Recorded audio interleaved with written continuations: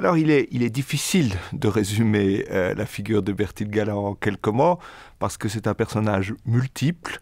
qui a un parcours absolument extraordinaire, à la fois professionnel et personnel. Professionnel parce qu'il a plusieurs métiers qu'il exerce conjointement, journaliste, éditeur, écrivain. Et puis, parcours exceptionnel aussi à titre individuel, avec cet ancrage au fond vaudois, mais qui dissimule des ancrages multiples dans des contextes à la fois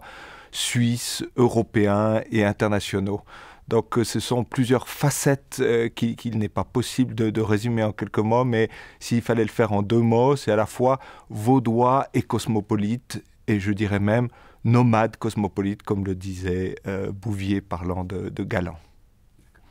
Alors là encore, ce n'est pas si facile de résumer tous ces apports, mais on peut quand même citer beaucoup de choses sans être exhaustif. Il faut parler bien sûr de son apport à la littérature romande à travers plusieurs supports, les cahiers de la Renaissance vaudoise, la revue Écriture, le prix Georges Nicole, et puis ensuite la création de ses propres éditions, les éditions Galant, puis les éditions 24 heures.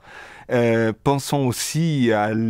l'encyclopédie illustrée du Pays de Vaud, qui est une œuvre colossale en plusieurs volumes, à la collection CH, qui a rayonné au niveau suisse, et puis enfin à la collection Le Savoir Suisse, qu'il a créée au début des années 2000, et qui, depuis 10 ans, a pratiquement publié plus de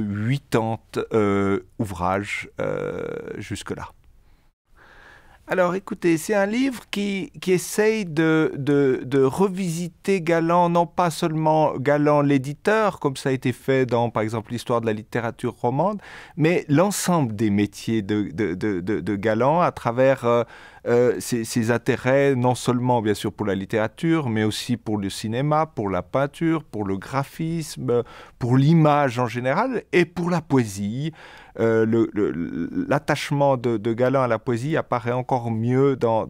cet ouvrage. Donc c'est un choix qui est de réunir à la fois des compagnons de route, des témoins, mais aussi la jeune recherche qui se penche pour la première fois sur, par exemple, la correspondance de Galant avec Gustave Roux et qui rappelle ou qui apprend que Galant est un grand épistolier. On a aussi une jeune recherche qui se penche sur le moment important de la rupture avec la Ligue vaudoise et aussi, disons, ses liens avec